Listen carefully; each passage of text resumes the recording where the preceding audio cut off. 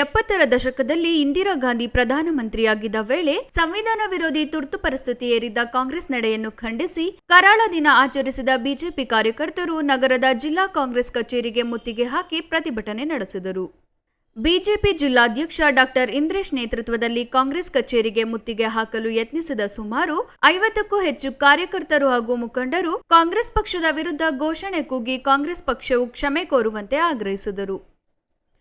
ಚುನಾವಣೆ ವೇಳೆ ಸಂವಿಧಾನ ವಿರೋಧಿ ಬಿಜೆಪಿ ಎಂದು ಬೊಬ್ಬೆ ಹೊಡೆಯುವ ಮಲ್ಲಿಕಾರ್ಜುನ್ ಖರ್ಗೆ, ರಾಹುಲ್ ಗಾಂಧಿ, ಮುಖ್ಯಮಂತ್ರಿ ಸಿದ್ದರಾಮಯ್ಯ, ಉಪಮುಖ್ಯಮಂತ್ರಿ ಡಿಕೆ ಶಿವಕುಮಾರ್ ಇಂದು ಏಕೆ ತುರ್ತು ಪರಿಸ್ಥಿತಿಯಂತಹ ಕರಾಳ ದಿನವನ್ನು ಖಂಡಿಸದೆ ಮೌನ ವಹಿಸಿದ್ದಾರೆ ಎಂದು ಆಕ್ರೋಶ ವ್ಯಕ್ತಪಡಿಸಿದರು.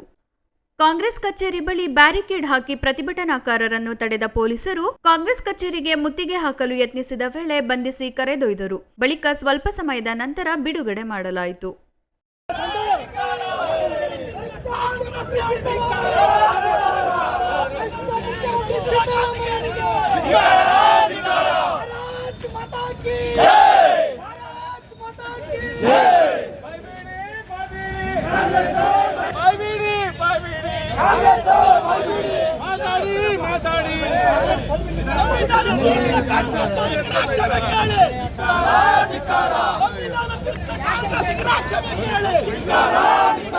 ತುರ್ತು ಪರಿಸ್ಥಿತಿಯಲ್ಲಿನ ಕಾಂಗ್ರೆಸ್ಸಿಗೆ ರಾಜ್ಯವೇ ಕೇಳಿ. ಪ್ರಜಾಪ್ರಭುತ್ವದ ಕೊಲೆ ಮಾಡಿದ ಕಾಂಗ್ರೆಸ್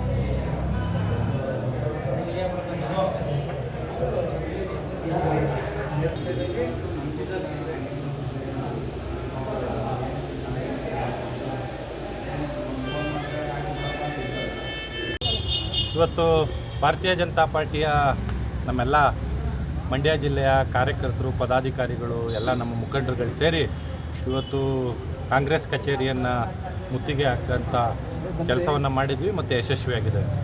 ಇವತ್ತು ನಮ್ಮ ಭಾರತೀಯ ಜನತಾ ಪಾರ್ಟಿಯ ರಾಜ್ಯಾಧ್ಯಕ್ಷರಾದ ಬಿ ವೈ ವಿಜಯೇಂದ್ರಣ್ಣವರು ಮತ್ತು ನಮ್ಮೆಲ್ಲ ಬಿ ಜೆ ಪಿ ಹಿರಿಯ ನಾಯಕರು ಏನು ನಾಳೆಗೆ 25ನೇ ತಾರೀಕು 50 ವರ್ಷ ಆಗುತ್ತೆ ಇಂದಿರಾ ಗಾಂಧಿಯವರು ತುರ್ತು ಪರಿಸ್ಥಿತಿಯನ್ನು ಈ ದೇಶದ ಮೇಲೆ ಏರಿ. ಅವತ್ತು ಪ್ರಜಾಪ್ರಭುತ್ವ, ಸಂವಿಧಾನ ಮತ್ತು ಬಾಬಾ ಸಾಹೇಬ್ ಅಂಬೇಡ್ಕರ್ ಬಗ್ಗೆ ಎಲ್ಲ ಉದ್ದುದ್ದವಾಗಿ ಮಾತಾಡೋಂಥ ಕಾಂಗ್ರೆಸ್ ನಾಯಕರು ಇವತ್ತು ಯಾವ ರೀತಿ ಸಂವಿಧಾನ ತಿರುತ್ತಾರೆ ಅಂತ ಸುಳ್ಳು ಹೇಳ್ಕೊಂಡು ಓಡಾಡ್ತಾಯಿದ್ರು. ಅದ್ರ ವಿರುದ್ಧ ಇವತ್ತು ನಮ್ಮ ಭಾರತೀಯ ಜನತಾ ಪಾರ್ಟಿ ಒಂದು ಜಾಗೃತಿಯನ್ನು ಮೂಡಿಸೋ ವಿಷಯದಲ್ಲಿ ಇವತ್ತು ನಾವೆಲ್ಲರೂ ಕೂಡ ಕಾರ್ಯೋನ್ಮುಖರಾಗಿದ್ದೀವಿ. ಕಳೆದ ಲೋಕಸಭಾ ಚುನಾವಣೆಯಲ್ಲಿ ತಾವು ಗಮನಿಸ್ಬೋದು, ಪ್ರತಿ ಬೀದಿನಲ್ಲಿ ತಮಟೆ ಇಟ್ಕೊಂಡು ಮೋದಿಯವರು ಸಂವಿಧಾನ ಬದಲಾಯಿಸ್ತಾರೆ, ಪ್ರಜಾಪ್ರಭುತ್ವ ವಿರೋಧಿ, ಸಂವಿಧಾನ